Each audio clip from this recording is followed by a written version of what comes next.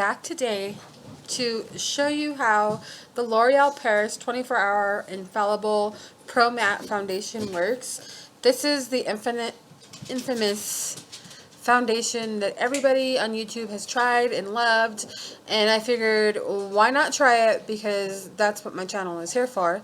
So I went and picked mine up in Sun Beige. I don't know if this is the right color for me, so I guess we'll find out. It's supposed to be a demi-matte finish, and it also says it's a 24-hour or demi-matte finish, 24-hour wear, medium coverage, light and airy and light, oil control. So it gives a lot of different claims to it, which is awesome if it works. So I'm going to go ahead and shake it up, and we're going to try this on and see how it works for us here. So when you do get it, the nice thing about it, it does come with this little, cap covering it. So make sure you open them up in the store before you buy it, and make sure yours has a little protective cap on it. That way you're not using it, using something that somebody has already opened, because that's so annoying. I hate when you buy something and somebody's already opened it or used it or tested it. That's like the worst thing, and that's what usually happens at a drugstore when you buy something. So make sure that it's locked and closed. Hold on just a minute. I'm going to grab a mirror, so I'll be right back. Alright, I'm back. Okay, so I grabbed my mirror. I'm going to go ahead and put my Neutrogena moisturizer on, and I just rub it in my hands. My hands are clean. Put it all over my face. And then I'm going to go ahead and, I always use the Rimmel Stay Matte Primer. Like I said, you guys know, I've said it a million times, I'm oily, so I want a matte primer to kind of help my oils, because I have so many oils, it's ridiculous. And that's really the determining factor if I like a foundation or not. So I'm going to rub that in. And normally you don't want to wait a few seconds before you start putting on a foundation, just to make sure that everything, kind of sets in your pores and stuff. So we'll go ahead and do that. And then we'll go ahead and just talk about this. So like I said, you're going to want to make sure it has a little protective cover on it, which is awesome that it has that, so that you're not using something that somebody's already tried. Go ahead and give it a good shake. So today I'm going to go ahead and try using my my blender, my sponge blender, and I'm also going to try it with a brush, a flat brush. So I'm going to do one side with the flat brush, one side with the blender, and see how it works better. Most of the time when you use a blender like this, it gives you a really like sheer finish. So and then when you use a brush, it gives you more of a full coverage-ish, even though it says it's like a semi-finish, but it gives you more of a full coverage. So we'll see which one we like better, and then I might switch off on one or the other depending on what it looks like. I'm also going to be doing not a demonstration, but I'm going to be trying out the Covergirl Plumpifying Mascara today as well. And so I'll let you know how that works out for me. I don't know if it's new, but it's new to me. And I'm kind of excited to try this out. So I'll put this on when I'm off camera like I did last time with my makeup, and I'll let you know how I feel about that. Alright, let's go ahead and start with the foundation, and hopefully this is a match for me, because you never know. So this is it's kind of a watery foundation. Ooh, I don't know if that's going to match my skin. It's kind of dark, but we'll see. So I'm going to start with just blotting little blots of this on my face. This might be a little too dark. I'm going to use kind of a lot. You know how I am about foundation and liking a lot of it, so that's how I do things. So that's how much I'm putting on for right now.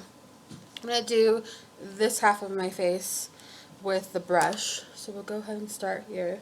And all you do is just go ahead and, tap it in. Whew, that is not my color at all. That's really dark.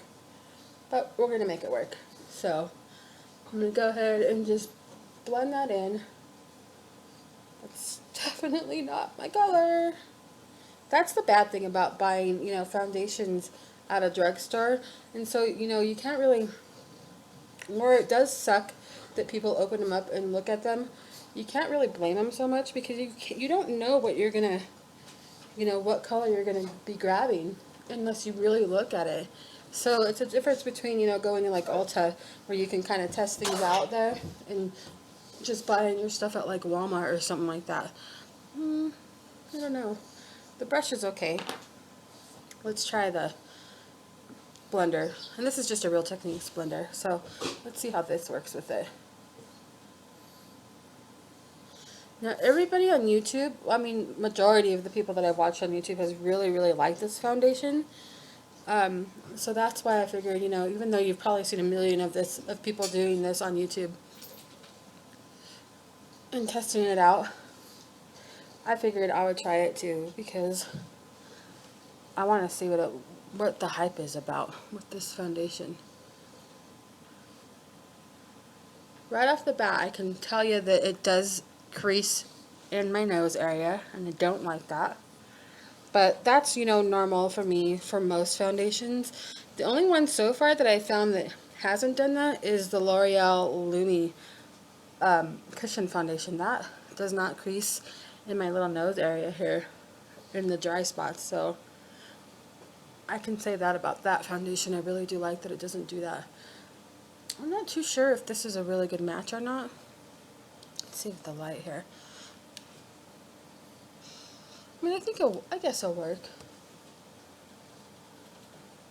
I don't know how buildable this stuff is because it doesn't really say. And it's kind of a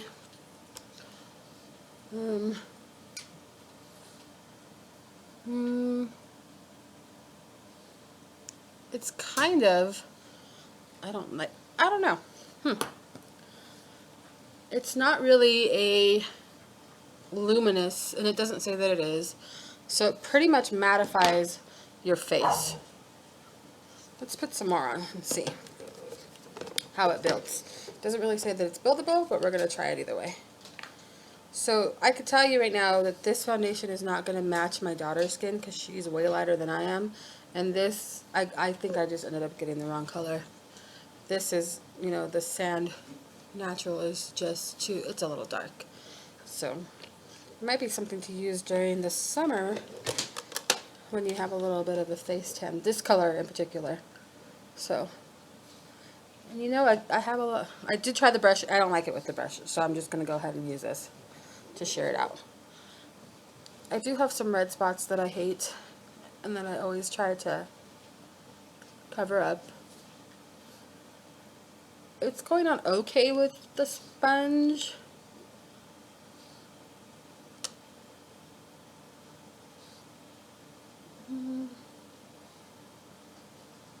It's not seeming to be, you know, it's not really creasing too much in under my eyes or anything like that, which is good.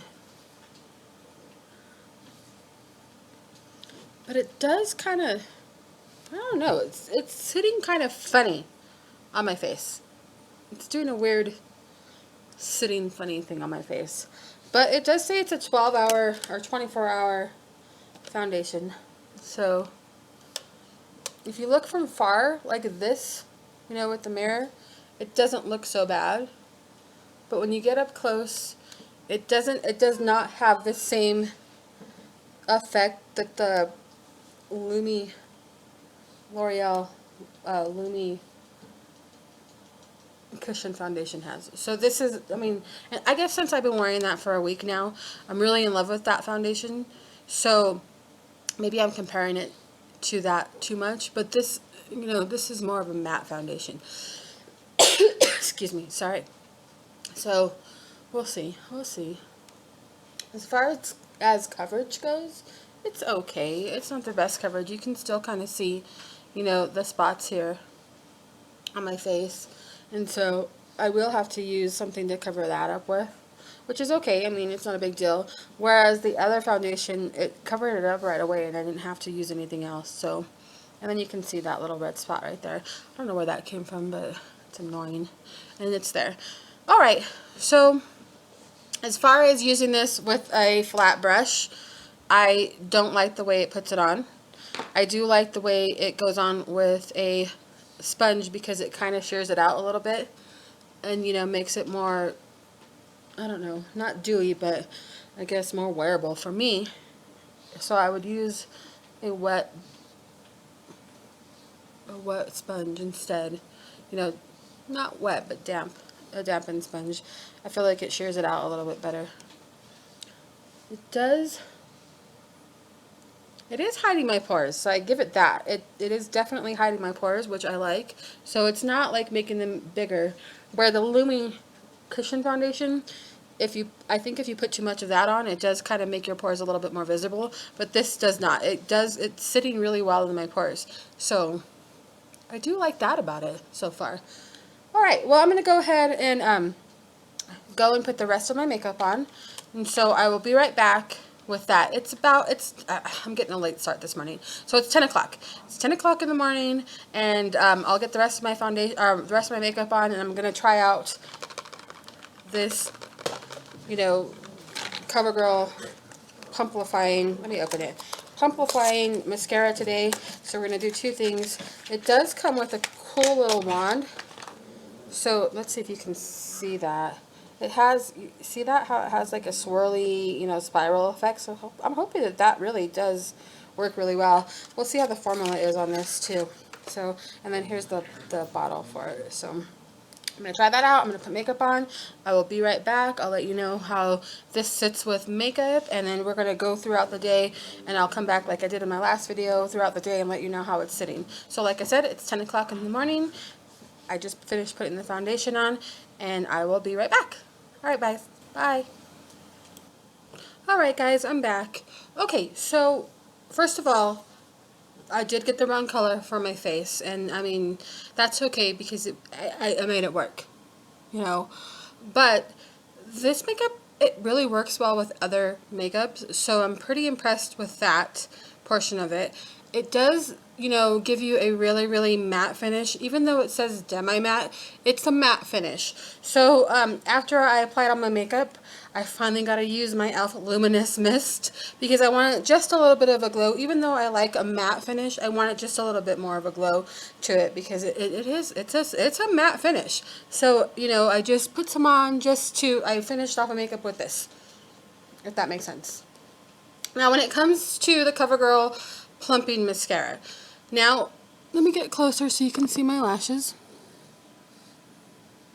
I like the formula of this mascara, but the brush, watch, let me show you. It just, the way that the makeup gathers on the brush, it's just not good. And the brush is too big to get all of your lashes, so I literally had to put like 6 coats just to get it to look the way it looks now. I mean, and so it's not gonna, what am I trying to say? This mascara's brush is kind of ridiculous, is what I'm trying to say. So the formula, where I do like the formula, I don't like the brush. But, I mean, only time will tell how it actually, you know, stays on my lashes throughout the day and if it starts flaking off and stuff like that. So I'll keep you guys up to date on that. I'm going to stop filming like I did last time. I'm going to come back in about 5 or 6 hours, or when my makeup starts getting really shiny, and let you know where it stands at that point. And then I'll do another end of the day review on everything and let you know how I feel about it. But so far, I do like this Infallible Pro-Matte 24-hour foundation. I think it's great. I like the way it looks with other makeup. Mascara, I'm kind of on the fence with it. So I will let you guys know here in a couple of hours. Alright, I will see you later, guys. Bye. Alright, guys, I am back. It is about 5 hours of wear time of this foundation. Let me take my glasses off. I wear glasses. The mascara is still holding strong. I haven't had any fallout. As far as the makeup goes, that is still holding really strong as well. I do like the makeup. Let's go ahead and just take a blotting paper, because usually around 4 hours is when I start getting oily. I'm not really seeing any oils, but let's just see what it does, just for shits and giggles. So let's see here. And at 5 hours, I think it's doing okay. Yeah, it's not, I mean, there's a little bit of oil, but nothing too bad. Actually, it's not anything that I would be concerned about, but I'm just gonna blot, just, you know, because I'm here and I'm just showing you what it is in at 5 hours. So there's that. Just a little bit of oil, nothing too serious at all. So I still It's still doing really well. I do wear glasses, and so as far as like the whole glasses area right here, it has rubbed off a little bit, but that's normal for my glasses, you know, and all you gotta do is just take your finger and rub it up and blend it back in or whatever, but it's still doing really well. So I will check in again one more time at the end of the night, and we'll see how it's lasting. All right, we'll see you guys in a little bit. Bye, guys. Alright guys, this is the end of the night. It's been 10 hours since I've had this L'Oreal Infallible Pro-Matte 24-hour foundation on. I wouldn't say this is a 24-hour foundation, not for my face. It has started to break up in patches around here and here. I can see the redness in my face, and then on my forehead and the lines it started to break up, and it's definitely gone from here and here, but I mean, it's not a bad foundation. Would I recommend it? Probably not. It's around $12, like $11.99. I feel like it's too expensive for the claims that it has and doesn't do what it's supposed to. I wouldn't spend the $12 on it. My suggestion, if you're looking for a good matte foundation, this one is $6.99, and it's the Rebel Stay Matte Foundation. This stuff stays on my face for over 14 hours without budging. And it also does like a really good oil control for me.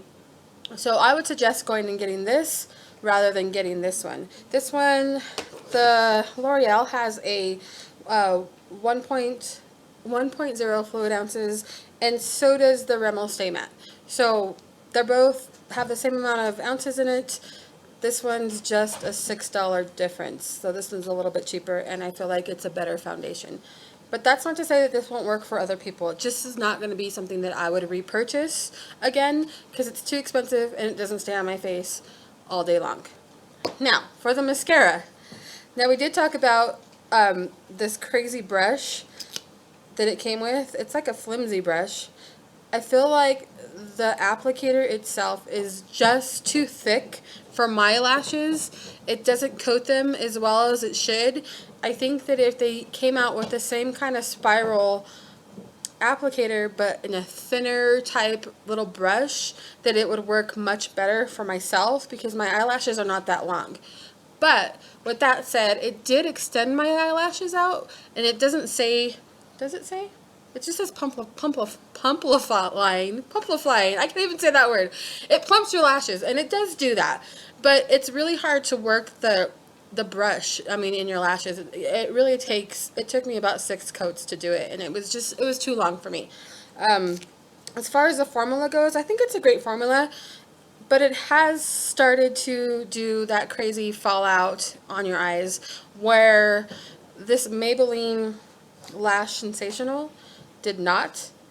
I would suggest this over this, and I believe there are, actually I think this one was cheaper. This one was like $5.99 and this one was like $8.99. So I'm going to say go with this instead, and then go with the Rimmel Stay Matte instead if you're looking for a matte foundation and you're looking for a good mascara.